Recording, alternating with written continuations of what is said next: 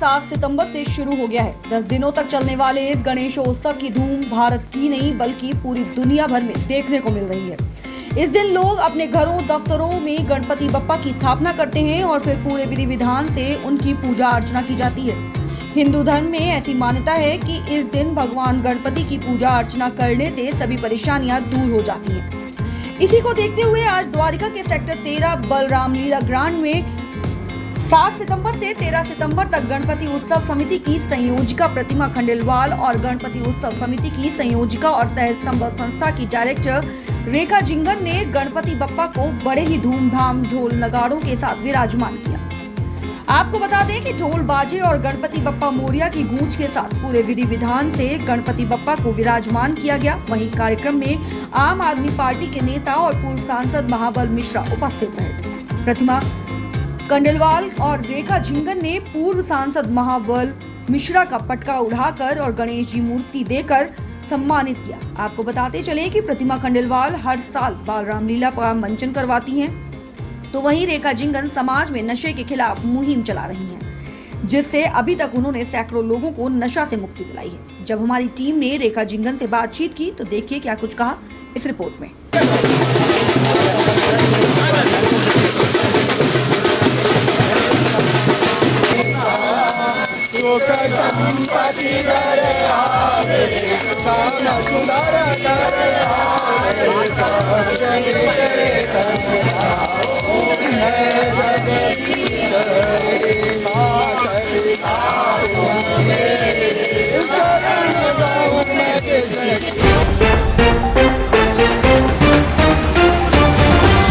पूरे देश में गणेश महोत्सव का त्यौहार मनाया जा रहा है, गणेश महोत्सव मनाया जा रहा है और हर घर में गणेश की प्रतिमा को विराजमान किया जा रहा है। इसी बीच द्वारका सेक्टर 13 में रामलीला मैदान में भव्य गणेश जी की प्रतिमा को विराजमान किया जा रहा है और हमारे साथ आम आदमी पार्टी के नेता और पूर्व सांसद हमारे साथ मौजूद हैं। सर, यहाँ पर गणपति बप्पा को विराजमान किया जा रहा है, क्या कुछ कहेंगे इस कार्यक्रम पर?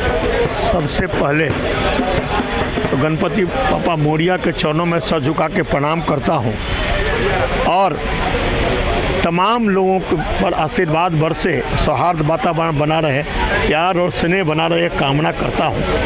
और प्रतिमा खंडेलवाल जी को दिल की गहराई से बहुत ही धन्यवाद देता हूँ जो हर एक धार्मिक कार्यक्रम में आज से नहीं वर्षों से धार्मिक कार्यक्रम को बड़ा उत्सव के रूप में मनाते हैं और आज और यहाँ सारे मिलके रेखा जी सारे टीम मिलके मनाते हैं। हरिओम जी भी हमारे इस्कॉन मंदिर से हैं, तो इस तरह के आयोजन करते रहते हैं और इससे आने वाला पीढ़ी को प्रेरणा मिलती है। आज जिस तरह से भारतीय संस्कृति और सभ्यता विलुप्त होते जा रहा है, यदि मैं कहूँ उसका सूत्रधार बन के और प्रेरणा को लोगों में बच्चों में देते हैं, तो प्रतिमा खंडेलवाल जी के रेखा जी को इन सबको बहुत दिल की गहराई से बधाई देता हूँ।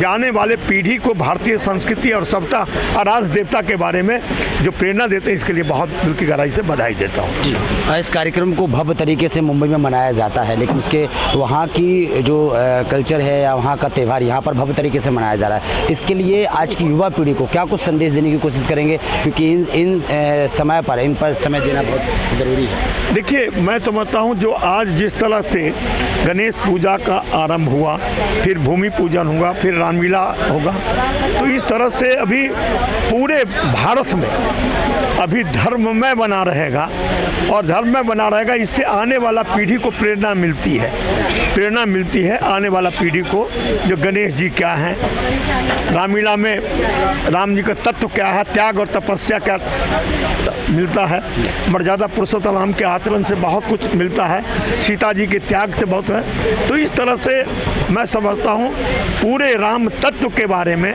जो जानकारी मिलती है और त्याग और तपस्या का मर्यादा का जो स्वरूप मिलता है, इसके लिए मैं दिल से गहराई से बधाई देता हूँ। तो इनकी टीम को बधाई देता हूँ, पूरे टीम को। एक व्यक्तिगत नहीं, पूरे टीम को बधाई देता हूं जो बढ़ चढ़ के जिस तरह से कार्य कर रही हैं धार्मिक काम।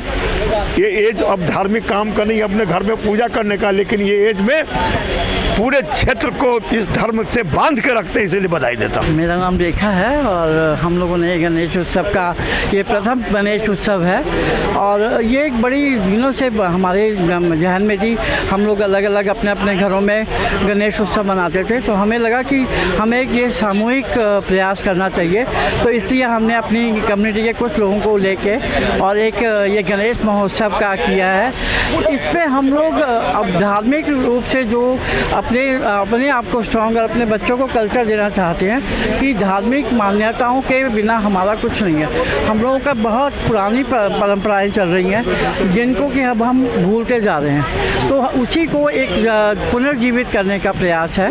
तो ये गणेश महोत्सव के लिए सबको और हमारी कितने दिन तक गणपति पप्पा को यहाँ पर विराजमान हैं, कितने दिनों का आप लोगों ने? हमने 7 दिन का रखा 7 है। दिन। हाँ, 7 दिन के लिए रखा है। हम लोग 7 आज प्रथम दिन है और 13 तारीख को हम विसर्जन करेंगे। पहले तो मैं सबसे पहले कहूँगी गणपति बप्पा मोरिया, और सबसे पहले मैं ये बताना चाहूँगी कि हमें उम्मीद से ज़्यादा भक्तों की यहाँ पंक्ति नज़र आई। बेशुमार बारिश, जिसमें कहते हैं कि बेतहाशा बारिश भर दर दर दर बरस रहा है, और उस बरसात के बीच में जब इंद्रदेव इतने प्रसन्न हो रहे हैं तो गणपति नाच नाच के हमारे बीच में आए।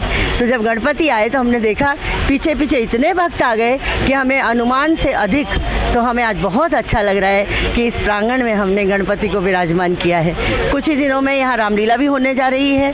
आज विराजमान हुए हैं, 13 तारीख को प्रस्थान भी करेंगे, लेकिन हमारे दूसरे भगवान राम जी तैयार बैठे हैं कि आप आज यहाँ गणपति विराजमान कर रहे हैं, कल हम राम जी को यहाँ पर बुलाएंगे, क्योंकि हम कल भूमि पूजन करेंगे अपनी बाल रामलीला का। बाल रामलीला के माध्यम से यूथ और लोगों में जागरूकता आप फैला रही हैं, एकता मतलब सबको जोड़ने का काम कर रही हैं। गणपति पप्पा को बुलाने का मतलब ये मकसद भी क्या लोगों को जोड़ने का है? ये जो मकसद है कि हम लोगों को जोड़ें, ये हमने आज से नहीं कई वर्षों से ये सपना देखा था कि हम बच्चों को जोड़ें हर चीज़ से, क्योंकि एक पूरी की पूरी परंपरा जो लेकर चलते हैं वो बच्चे लेकर चलते हैं। तो हमने सोचा धीरे धीरे हर त्यौहार, हर तीज त्यौहार से बच्चों को जोड़ें, क्योंकि बच्चे इनको मनाने में अब ज़्यादा उत्सुक नहीं रहते हैं। तो आज की पीढ़ी को, आज की नई पीढ़ी को हम ये राय देते हैं, हम इनको समझाते हैं, ये सुझाव देते